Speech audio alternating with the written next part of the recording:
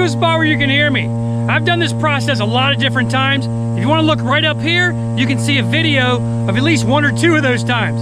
I've even filled up my maple lines and flushed it out with that. That was really cool. I'll never do it again, but it was really cool. Since I've already got the tank in the back, I'm gonna leave it there instead of pulling water out of the spring.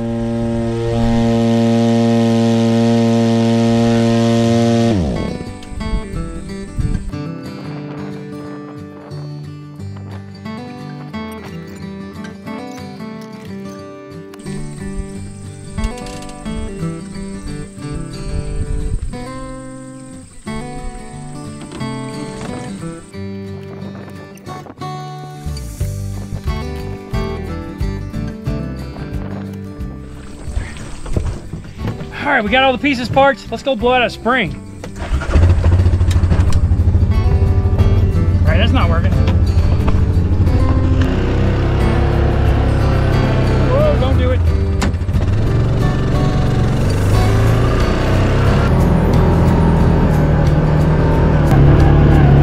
Look right up there for a video when I flipped this thing. I had 100 gallons on, or maybe 120. Such a bad idea. I went going up to the top of the mountain, went around a corner, and I flipped this thing. It was hilarious.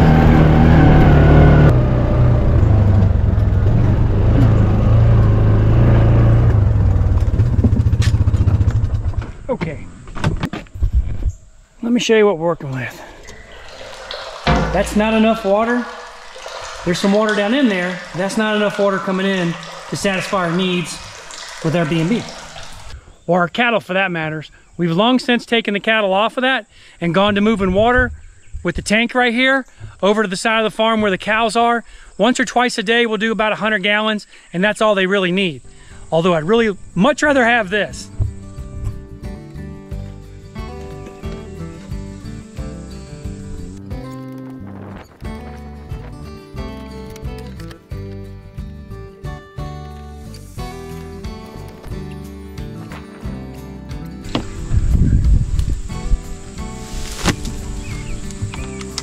I've got everything on a quick connect because I do this often.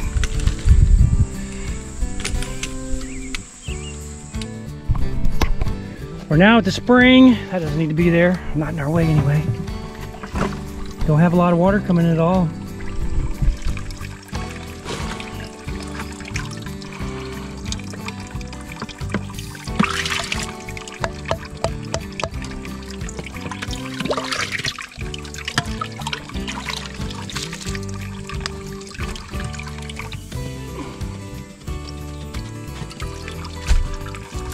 We're gonna put this on so we don't get any water back into our tank, any of the nasty water that may come out.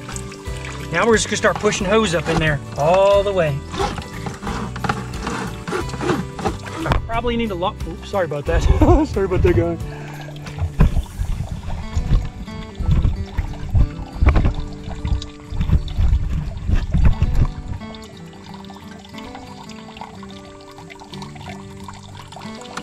Okay, I got you there. Here we go.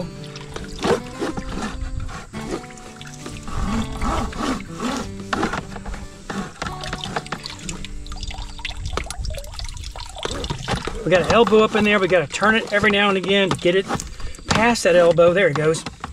Now it's past the elbow, heading upstream or uphill. Turn that. I'm gonna get caught. Okay. Go turn on the water.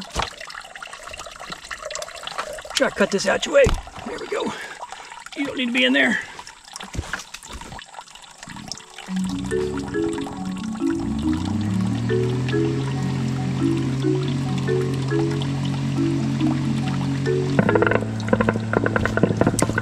All right, that took forever. The idea behind this is to flush out what might be up there in the collection point. So we're gonna hold this on until we get a little bit of pressure up in there. Then we're gonna let it go. And also shove the hose back up in for it. Then we're gonna see what kind of muddy water comes out. All right.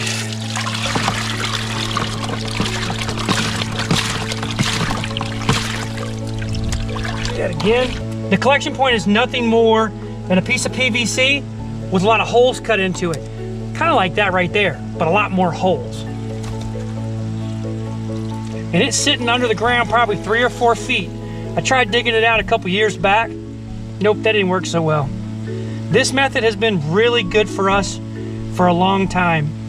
I'm holding this because I want to create a little pressure. The pump is going to start kind of laboring a little bit. When it does, I'll let it go. There we go.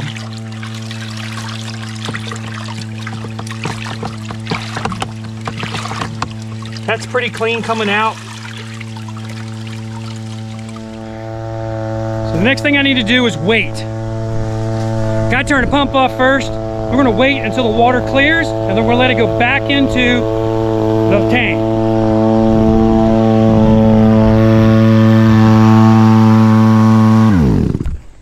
Now the pump is off. The next stage of this is just to wait. Let all that stuff settle down in the sediment box. Once it does, we're gonna put that little end back on it and let the water come back into the tank. Flow-wise, we didn't really improve it very much. It's coming in at a slow rate, and overnight, that'll do something, but I'm not sure it's gonna be quite enough. Springs are typically not in the most convenient places, that's for sure. Got more junk on you. Any other time but around August, our spring runs really strong. But lately, in the last couple years, we've been having a lot of problems. We've got a permit for a well, and you know I can't pull the trigger. They are so expensive. Our well that runs our house is close to 1,300 feet. And around here, I can't be 100% sure, but I'm thinking a well is gonna cost me somewhere upwards of $20 a foot.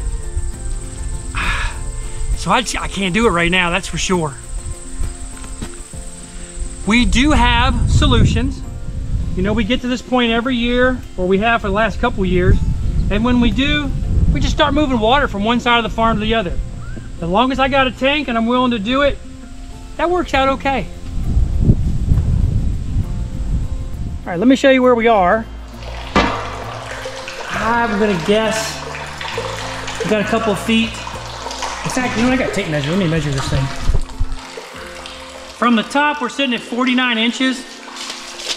We'll measure there again this afternoon and see where we stand. We still have a lot to do on the farm today, and we're going off the farm to pick some vegetables from our neighbors who are out of town. They agreed to let us do it. We're not thieving them, but we got to go over there and pick some string beans. It's going to be a lot of fun. When we get back, we got to break down our chickens and get them into the freezer. This afternoon, I'll come back, take a measurement, and I'll show you where we are. But for now, I'm going to let you go. Thanks a lot for spending some time with us. Really appreciate it. Hope you enjoy them as much as we enjoy making them for you, because we really do. It's a blast doing what we do. Always something different on the farm. Always, it's a lot of fun. Thanks a lot for watching. Do consider giving us a thumbs up. And until next time, God bless you. All right, it's the evening, and I think we're a little bit lower. Yep, we're about 1.5 inches, almost 2 inches lower. Now, thankfully, water's coming in. That's a good thing. We'll measure it again in the morning and see what it looks like.